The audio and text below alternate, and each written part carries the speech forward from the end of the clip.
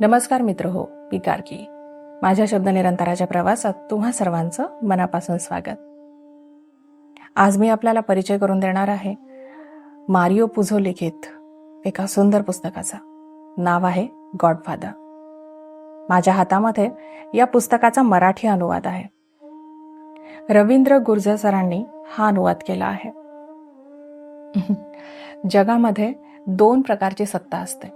एक सत्ता जी कायद्याने मिळते आणि दुसरी सत्ता जी लोकांच्या मनामध्ये निर्माण होते. कायद्याची सत्ता काळानुसार बदलते, पण विश्वासातून निर्माण झालेली सत्ता पिढ्यानपिढ्या टिकते. द गॉडफादर ही अशाच एका सत्तेची कथा आहे. मित्रहो, आज आपण ज्या पुस्तकाबद्दल बोलणार आहोत ना, ते फक्त एक बेस्टसेलर पुस्तक नव्हे, तर आधुनिक साहित्यातील एक अजरामर असा ग्रंथ आहे. हे असं पुस्तक आहे की जगभरातील वाचकांना, चित्रपट निर्मात्यांना, उद्योजकांना, राजकीय विश्लेषकांना आणि मानसशास्त्राच्या अभ्यासकांनाही विचार करायला या पुस्तकाने भाग पाडलं. आपल्यापैकी अनेकांनी द गॉडफादर हा चित्रपट पाहिला असेलच. अनेकांना त्या चित्रपटातील प्रसिद्ध संवादही तोंडपाठ असतील. पण एक गोष्ट लक्षात ठेवली पाहिजे. चित्रपट हा जरी उत्कृष्ट असला तरी त्याचा आत्मा या पुस्तकामध्ये आहे. कारण हे पुस्तक आपल्याला फक्त घटना सांगत नाही, तर ते प्रत्येक पात्राच्या मनामध्ये डोकावण्याची संधी देतं. त्यांची भीती, त्यांचं आपसातील प्रेम, त्यांच्या महत्वाकांक्षा आणि त्यांच्या निर्णयांची किंमत आपल्याला जाणवू लागते. मारिओ पुझो यांनी द गॉडफादर लिहिताना केवळ गुन्हेगारी जगाचे वर्णन केलेले नाही, तर त्यांनी एक असा प्रश्न विचारला जो आजही तितकाच महत्वाचा आहे. माणूस आपल्या कुटुंबासाठी किती दूरपर्यंत जाऊ शकतो? जर आपल्या प्रिय व्यक्तींना वाचविण्यासाठी कायदा मोडावा लागला तर आपण काय करू? आणि जर न्याय व्यवस्था अपयशी ठरली तर मात्र न्याय देणार कोण? आणि सत्ता मिळवताना माणूस स्वतःला हरवतो का? या प्रश्नांचं उत्तर शोधताना आपण पूर्ण पुस्तक वाचत राहतो. या पुस्तकामधला डॉन विटो कॉर्लिओन हा फक्त माफिया डॉन नाही, तर तो एक पिता आहे, एक नेता आहे, एक रणनीतिकार आहे आणि सर्वात महत्त्वाचं म्हणजे माणसांना समजून घेणारा निरीक्षकही आहे. त्याला माहिती आहे की प्रत्येक माणसाची किंमत पैशामध्ये नसते. काहींना सन्मान हवा असतो, काहींना सुरक्षितता हवी असते, काहींना प्रेम हवं असतं आणि काहींना सूड हवा असतो. जो नेता या इच्छा ओळखतो तोच खऱ्या अर्थाने प्रभाव निर्माण करू शकतो. पण या कथेचा खरा नायक डॉन विटो नाहीये, तर या कथेचा केंद्रबिंदू आहे त्याचा धाकटा मुलगा मायकेल कॉर्लिओन. सुरुवातीला तो या गुन्हेगारी जगापासून दूर राहू इच्छितो. त्याला सामान्य असं आयुष्य हवं असतं. पण आयुष्य प्रत्येकाला आपली स्वप्न जगू देत नाही. काही वेळा परिस्थितीच आपल्यासाठी निर्णय घेते आणि त्या निर्णयानंतर आपण पूर्वीसारखे राहत नाही. द गॉडफादर ही एका साम्राज्याची कथा नाही, तर ती माणसाच्या अंतर्मनाच्या परिवर्तनाची कथा आहे. सुरुवातीचा निरागस मायकेल आणि शेवटी दिसणारा थंड, शांत पण अत्यंत प्रभावी डॉन, या दोन टोकांमधला हा प्रवास. या पुस्तकातील प्रत्येक प्रसंग आपल्याला काहीतरी शिकवतो. नेतृत्व म्हणजे काय, विश्वास कसा कमवायचा, सत्ता टिकविण्यासाठी कोणत्या चुका टाळायच्या, कुटुंब आणि महत्वाकांक्षा यांच्यात संघर्ष झाला तर कोणती निवड करावी. हे प्रश्न फक्त माफियाच्या जगाचे नाहीत, ते प्रत्येकाच्या आयुष्याशी संबंधित आहेत. म्हणूनच आज आपण द गॉडफादर या पुस्तकाकडे गुन्हेगारी जगताचे चित्रण करणारी कादंबरी म्हणून नाही, तर एक साहित्यकृती, एक मानसशास्त्रीय अभ्यास, एक नेतृत्वाचा धडा आणि एक कौटुंबिक शोकांतिका म्हणून पाहणार आहोत. तर चला सुरुवात करू एका अशा प्रवासाला जिथे प्रत्येक निर्णयाची किंमत आहे, प्रत्येक नात्यामागे एक व्यवहार दडलेला आहे आणि प्रत्येक विजयाच्या मागे काहीतरी कायमचे हरवले आहे. The godfather. मित्रहो, काही पुस्तकं आपण वाचतो आणि विसरूनही जातो. काही पुस्तकं आपल्याला काही नवीन माहितीही देतात, पण काही दुर्मिळ पुस्तकं अशी असतात जी आपल्याला माणूस म्हणूनच बदलून टाकतात. ही कादंबरी अशीच आहे. जेव्हा आपण द गॉडफादर हे नाव ऐकतो तेव्हा आपल्या मनामध्ये सर्वप्रथम माफिया, बंदूक, सूड, सत्ता आणि गुन्हेगारी जगाचं चित्र उभं राहतं. आणि अनेकांसाठी गॉडफादर हा शब्दच सर्व शक्तिमान व्यक्तीचे प्रतीकही बनला आहे. परंतु जर आपण या पुस्तकाकडे फक्त माफियाची कथा म्हणून पाहिलं तर आपण त्याचा खरा अर्थ कधी समजू शकणार नाही. कारण लेखकाने ही कादंबरी गुन्हेगारी जगाचे गौरवगान करण्याकरता लिहिलेली नाही. त्यांनी ती लिहिली आहे माणसाच्या स्वभावाचा, सत्तेच्या मोहाचा, कुटुंबांच्या बंधांचा आणि नैतिकतेच्या गुंतागुंतीचा शोध घेण्यासाठी. आज आपण ज्या जगामध्ये राहतो तिथे सत्ता अनेक रूपांमध्ये दिसते. एखाद्याकडे राजकीय सत्ता असते, एखाद्याकडे आर्थिक, एखाद्याकडे सामाजिक प्रभाव, तर एखाद्याकडे ज्ञानाची ताकद. पण या सर्व सत्तांमध्ये एक गोष्ट समान असते, ती म्हणजे सत्ता कधीच एकटी येत नाही, तर तिच्यासोबत जबाबदारी येते. शत्रू येतात, संशय येतो आणि अनेकदा एकाकीपणाही येतो. या पुस्तकामध्ये या सर्व गोष्टींची कथा आहे. म्हणूनच ही कादंबरी फक्त इटालियन, अमेरिकन माफियाची गोष्ट राहत नाही. ती प्रत्येक अशा माणसाची कथा बनते ज्याने आयुष्यात कधी ना कधी कठीण असे निर्णय घेतले आहेत. लेखकाने ही कादंबरी 1969 मध्ये प्रकाशित केली. विशेष म्हणजे त्यांनी नंतर अनेक मुलाखतींमध्ये सांगितलं आहे की सुरुवातीला त्यांचा उद्देश महान साहित्य लिहिण्याचा वगैरे नव्हता. आर्थिक अडचणींमुळे त्यांना अशी कादंबरी लिहायची होती जी मोठ्या प्रमाणावर विकली जाईल. पण इतिहासात असे अनेकदा घडते की लेखक काही वेगळे साध्य करण्याचा प्रयत्न करतो आणि त्याच्या हातून त्यापेक्षा कितीतरी मोठी कलाकृती निर्माण होते. या कादंबरीचंही तसंच झालं. ही कादंबरी केवळ बेस्टसेलर ठरली नाही, तर तिने आधुनिक साहित्यातील क्लासिक म्हणून आपलं स्थान निर्माण केलं. आजही जगभरातील वाचक, लेखक, व्यवस्थापन तज्ज्ञ आणि मानसशास्त्राचे अभ्यासक या पुस्तकाकडे वेगवेगळ्या दृष्टिकोनातून पाहतात. या पुस्तकाची सुरुवात अतिशय शांत वातावरणात होते. कोणताही गोळीबार नाही, कोणताही पाठलाग नाही, कोणताही थरारक असा प्रसंग नाही. उलट कॉर्लिओनो कुटुंबामध्ये लग्नाचा आनंद सुरू असतो. डॉन विटो कॉर्लिओनो याची मुलगी कॉनी हिचं लग्न. घरामध्ये संगीत आहे, नृत्य आहे, हशा आहे, पाहुण्यांची गर्दी आहे. पण मारिओ पुझो सुरुवातीलाच आपल्याला दोन वेगवेगळे जग दाखवतात. घराच्या बाहेर आनंदाचा उत्सव आणि घराच्या आत डॉन विटो आपल्या कार्यालयामध्ये बसून लोकांच्या समस्या ऐकत आहे. एखाद्याच्या मुलीवर अन्याय झाला, एखाद्याचा व्यवसाय उद्ध्वस्त झाला, तर एखाद्याला आपल्या शत्रूविरुद्ध मदत हवी आहे. या दोन दृश्यांमध्ये संपूर्ण कादंबरीचा आत्मा दडलेला आहे. बाहेर कुटुंब आणि आत सत्ता, बाहेर उत्सव आणि आत व्यवहार, बाहेर प्रेम आणि आत भीती. लेखकाचा हा निर्णय विलक्षण आहे. ते डॉन विटोची ओळख बंदूक हातामध्ये घेऊन करून देत नाहीत, तर ते त्याची ओळख अशी एक व्यक्ती म्हणून करून देतात ज्याच्याकडे लोक स्वतःहून मदतीसाठी येतात. याच ठिकाणी वाचकाच्या मनात पहिला प्रश्न निर्माण होतो. लोक न्यायासाठी न्यायालयाकडे जाण्याऐवजी एक माफिया डॉनकडे का येतात?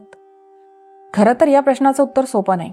कारण डॉन विटो लोकांना फक्त मदतच करत नाही, तर तो त्यांना आदरही देतो. तो त्यांचे म्हणणे शांतपणे ऐकतो. तो त्यांना त्यांच्या सन्मानाची जाणीव करून देतो आणि मग निर्णय घेतो. डॉन विटोचे व्यक्तिमत्व समजून घेण्यासाठी त्याच्या बोलण्यापेक्षा त्याच्या शांततेकडे पाहणे जास्त आवश्यक आहे. तो क्वचितच आवाज चढवतो. तो रागाच्या भरात कुठलाही निर्णय घेत नाही. तो कोणत्याही व्यक्तीचे मूल्यमापन त्या व्यक्तीच्या शब्दांवरून करत नाही. त्या व्यक्तीच्या स्वभावाचा, गरजेचा, भीतीचा अभ्यास करतो. आणि म्हणूनच त्याची सत्ता फक्त पैशावर किंवा हिंसेवर उभी नाही, ती मानवी मानसशास्त्रावर उभी आहे. या डॉनचे आणखी एक वैशिष्ट्य म्हणजे त्याच्या निष्ठेची संकल्पना. तो उपकार करतो, पण ते व्यवहार म्हणून करत नाही. तो एखाद्याला मदतही करतो आणि म्हणतो, आज मी तुझ्यासाठी केलं, कदाचित एखाद दिवशी मला तुझी गरज पडेल.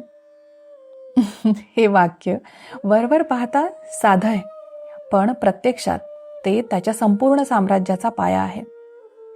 त्याने लोकांना पैशाने विकत घेतलेले नाही. त्याने त्यांना उपकार, विश्वास आणि सन्मान यांच्या धाग्यांनी स्वतःशी जोडून ठेवलं आहे. म्हणूनच त्याचे साम्राज्य पोलिसांच्या भीतीवर नव्हे तर लोकांच्या निष्ठेवर उभे आहे. याच ठिकाणी द गॉडफादर ही कादंबरी आपल्याला पहिला मोठा जीवनाचा धडा देते. तो म्हणजे सत्ता म्हणजे फक्त आदेश देण्याचा अधिकार नव्हे, तर खरी सत्ता म्हणजे अशी परिस्थिती निर्माण करणे की लोक स्वतःहून तुमच्यावर विश्वास ठेवतील. आजच्या व्यवस्थापन शास्त्रामध्ये याला इन्फ्लुएन्स म्हणतात. पण लेखकाने हा विचार 1969 मध्येच एका काल्पनिक माफिया डॉनच्या माध्यमातून मांडला होता. कॉर्लिओन कुटुंबाचा परिचय होत असताना आपल्या लक्षात येतं की हे घर इतर घरांसारखं नाही. इथे प्रत्येक व्यक्तीची भूमिका आहे, प्रत्येक नात्यामागे जबाबदारी आहे, प्रत्येक सदस्याकडून काही अपेक्षा आहेत आणि सर्वात महत्त्वाचं म्हणजे या घरामध्ये कुटुंब हा शब्द केवळ रक्ताच्या नात्यापुरता मर्यादित नाही. जो विश्वासू आहे, जो संकटामध्ये साथ देतो, जो दिलेला शब्द पाळतो, तो देखील या कुटुंबाचा भाग होतो. म्हणूनच टॉम हेगन सारखा दत्तक मुलगा देखील या घरामध्ये तितक्या सन्मानाने राहतो जितके डॉन विटोची स्वतःची मुलं.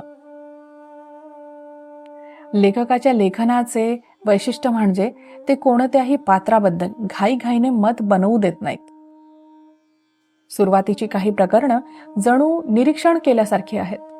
ते आपल्याला या जगामध्ये फिरवतात, लोकांना भेटवतात, त्यांच्या नात्यांची ओळख करून देतात आणि मग हळूहळू कथा पुढे नेतात.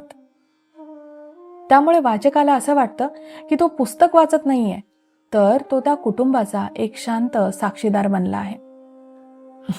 याच कारणामुळे ही कादंबरी सुरुवातीला संथ जरी वाटत असली तरी ती अत्यंत आवश्यक असणारा संथपणाच आपल्याला दाखवते. कारण लेखक आधी आपल्याला पात्रांवरती प्रेम करायला शिकवतो आणि मग त्यांची परीक्षा घेतो. हेच महान कथा लेखनाचं वैशिष्ट्य आहे. डॉनच्या मुलीच्या लग्नाचा उत्सव संपल्यानंतर द गॉडफादरची कथा हळूहळू तिच्या मूळ स्वरूपामध्ये प्रवेश करते. सुरुवातीच्या काही प्रकरणांमध्ये लेखक ज्या शांततेने कॉर्लिओने कुटुंबाची ओळख करून देतात, ती शांतता आता हळूहळू विरघळू लागते. वाचकाला जाणवतं की या भव्य घराच्या भिंतीच्या आत सर्व काही स्थिर दिसत असलं तरी बाहेरच्या जगात बदलाची चाहूल लागली आहे. सत्तेच्या इतिहासामध्ये एक नियम कायम राहिला आहे. जो सर्वात वर असतो त्याला खाली खेचण्याचा प्रयत्न नेहमीच सुरू असतो. आणि डॉन विटोला याची पूर्ण जाणीव आहे. म्हणूनच तो प्रत्येक निर्णय घेताना फक्त वर्तमानाचाच विचार करत नाही, तर तो भविष्यात त्याचे काय परिणाम होतील याचाही विचार करतो. डॉन विटोची सर्वात मोठी ताकद त्याची दूरदृष्टी आहे. अनेक नेते वर्तमानातील फायद्याकडे पाहतात, पण डॉन विटो पुढच्या 10 वर्षांचा विचार करून पावलं टाकतो. म्हणूनच त्याने आपले साम्राज्य केवळ भीतीवरती उभे केलेले नाही. त्याने न्यायाधीश, राजकारणी, व्यापारी, कामगार, कलाकार आणि सामान्य लोक यांच्याशीही असे संबंध निर्माण केले आहेत की प्रत्येकाला वाटतं की कॉर्लिओने कुटुंबाशी मैत्री असणे फायदेशीर आहे. ही मैत्री पैशावर उभी नाहीये, ती परस्पर उपकार, आदर आणि विश्वासावर उभी आहे. म्हणूनच डॉन विटोला डॉन ही पदवी कोणी दिलेली नसते, ती त्याने आपल्या वागण्याने कमावलेली असते. आणि पुढच्या टप्प्यावर कथेमध्ये प्रवेश होतो वर्जिल सोलोझो या व्यापाऱ्याचा. तो व्यापारी डॉन समोर व्यवसायाचा प्रस्ताव ठेवतो. हा प्रसंग द गॉडफादर या पुस्तकातील सर्वात महत्वाच्या वर्णांपैकी एक समजला जातो. कारण वरकरणी हा व्यवसायाचा प्रस्ताव वाटतो. पण प्रत्यक्षात हा दोन विचारसरणींमधला संघर्ष आहे. एका बाजूला डॉन विटो, जो परंपरा, मर्यादा आणि दीर्घकालीन स्थैर्यावरती विश्वास ठेवतो, आणि दुसऱ्या बाजूला सोलोझो, जो वेग, नफा आणि कोणतीही नैतिक सीमा न मानणाऱ्या नव्या युगाचे प्रतिनिधित्व करतो. लेखक या दोन व्यक्तींच्या संवादातून एक मोठा सामाजिक प्रश्न उपस्थित करतात. बदल स्वीकारणं आवश्यक आहे का? की काही मूल्य अशी असतात की ज्यांचा त्याग करून मिळालेली प्रगती शेवटी विनाशच घडवते? डॉन या व्यापाऱ्याचा प्रस्ताव नाकारतो, पण सत्तेच्या खेळामध्ये प्रत्येक नाही ची किंमत मोजावी लागते. सोलोझोला माहिती आहे की डॉन विटो आहे तोपर्यंत त्याचा व्यवसाय काही वाढू शकणार नाही. त्यामुळे तो एक धोकादायक निर्णय घेतो. तो डॉनला मार्गातून हटवण्याचं ठरवतो. इथे थोडीफार हिंसा दाखवली जाते पुस्तकामध्ये, पण त्यातही तिचे नाटकीकरण नाही. ते वाचकाला आधी त्या निर्णयामागची मानसिकता समजावतात. हिंसा ही या कथेमध्ये पहिली प्रतिक्रिया नसते, ती अपयशी संवादाचा शेवटचा टप्पा असते. त्यामुळे डॉन विटोवर झालेला हल्ला हा फक्त एका व्यक्तीवरचा हल्ला नसतो, तर तो संपूर्ण व्यवस्थेवर झालेला हल्ला असतो. या पार्श्वभूमीवर लेखक आपल्याला दुसरे महत्वाचे पात्र मायकेल कॉर्लिओनेची पुन्हा आठवण करून देतात. सुरुवातीला मायकेल या सगळ्या जगापासून दूर आहे. त्याने सैन्यामध्ये सेवा केली आहे. त्याला सामान्य आयुष्य जगायचं आहे. त्याची स्वप्ने वडिलांच्या साम्राज्यापेक्षा पूर्णपणे वेगळी आहेत. पण जीवन अनेकदा आपल्याला आपण निवडलेला मार्ग चालू देत नाही. परिस्थिती आपल्याला अशा ठिकाणी आणून उभी करते जिथे कोणताही निर्णय घेतला तरी आयुष्य कायमचं बदलू शकतं. मायकेल हळूहळू अशाच एका वळणाकडे चालला आहे. अजून त्याने कोणताही मोठा निर्णय घेतलेला नाही, पण लेखक त्याच्या मनामध्ये सुरू असलेला संघर्ष आपल्याला जाणवू देतात. रुग्णालयातील प्रसंग हा या संघर्षाचा पहिला संकेत. मायकेल जेव्हा आपल्या वडिलांना भेटायला जातो तेव्हा त्याला तिथे संरक्षणासाठी कोणीही दिसत नाही. त्या क्षणी तो प्रथमच स्वतः पुढे येतो. तो वडिलांच्या खोलीबाहेर उभा राहतो. धोका माहीत असूनही मागे हटत नाही. वरवर पाहता ही एक साधी कृती आहे, पण साहित्यिक दृष्टिकोनातून पाहिलं तर हाच तो क्षण आहे जिथे मायकेलच्या अंतर्मनात बदल सुरू होतो. तो अजून डॉन झालेला नाही, पण त्या दिवशी त्याने स्वतःच्या भीतीवर विजय मिळवला आहे. मित्रहो, लेखक मारिओ पुझो यांच्या लेखणीचं वैशिष्ट्य म्हणजे ते पात्रांना एका क्षणामध्ये तर बदलत नाहीतच. तसंच मायकेलचा प्रवास एका निर्णयाने होत नाही. प्रत्येक प्रसंग, प्रत्येक जबाबदारी आणि प्रत्येक वेदना त्याला बदलत जाते. म्हणूनच वाचकाला त्याच्याशी सहानुभूती वाटायला लागते. कारण तो जन्मतः गुन्हेगार नाही, तो परिस्थितीमुळे कठोर बनत जाणारा माणूस आहे. याच कारणामुळे द गॉडफादर ही केवळ माफियाची कथा राहत नाही, तर ती नियती, जबाबदारी आणि मानवी बदल यांचा सखोल अभ्यास बनते. मित्रो, आपण जर या कादंबरीला फक्त माफियाची कथा म्हणून वाचलं तर ती उत्कृष्ट वाटेल, ठीक वाटेल. पण जर आपण तिला मानवी स्वभाव, सत्ता, नेतृत्व आणि नैतिकतेचा अभ्यास म्हणून अभ्यासलं तर मात्र ती महान वाटेल. म्हणून आज व्यवस्थापन शास्त्र शिकणारे विद्यार्थी, मानसशास्त्राचे अभ्यासक, राजकारण समजून घेणारे लोक आणि साहित्यप्रेमी सर्वजण या पुस्तकातून वेगवेगळे अर्थ शोधतात. माझ्यासाठी द गॉडफादर ही गुन्हेगारी कादंबरी नाही, तर ती एक पित्याची कथा आहे, ज्याने आपल्या मुलांना सुरक्षित भविष्य द्यायचं स्वप्न पाहिलं आहे. ती एका अशा मुलाची कथा आहे ज्याला सामान्य आयुष्य जगायचं होतं, पण परिस्थितीने त्याला सिंहासनावर बसवलं. ती एका कुटुंबाची कथा आहे ज्याने प्रेम आणि हिंसा या दोन्हीची किंमत चुकवली, आणि सर्वात महत्त्वाचं म्हणजे ती प्रत्येक त्या माणसाची कथा आहे ज्याला आयुष्यामध्ये कधीतरी योग्य आणि आवश्यक यांच्यामध्ये निवड करावी लागली. याच कारणामुळे द गॉडफादर हे पुस्तक काळाच्या पलीकडे जातं.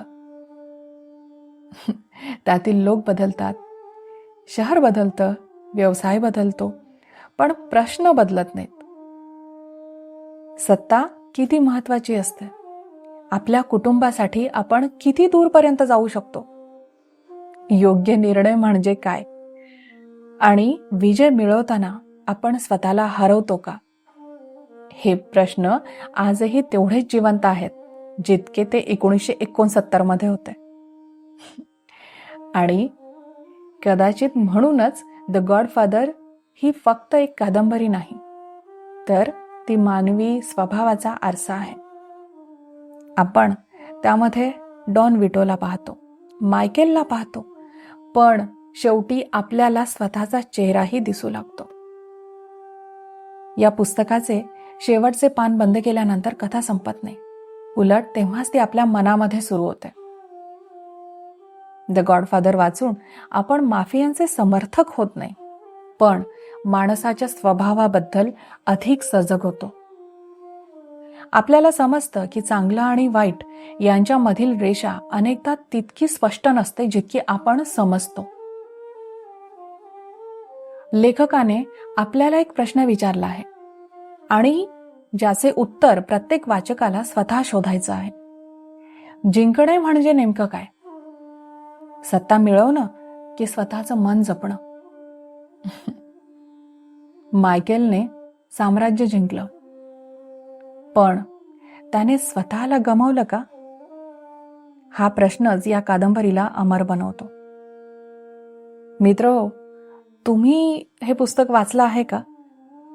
जर वाचलं असेल ना, तर यावेळी मात्र नक्की मला तुमची प्रतिक्रिया, तुमचा अनुभव ऐकायचा आहे.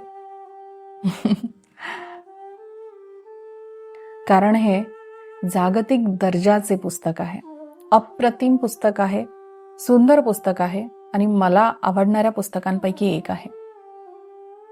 चला तर आता मी थांबते.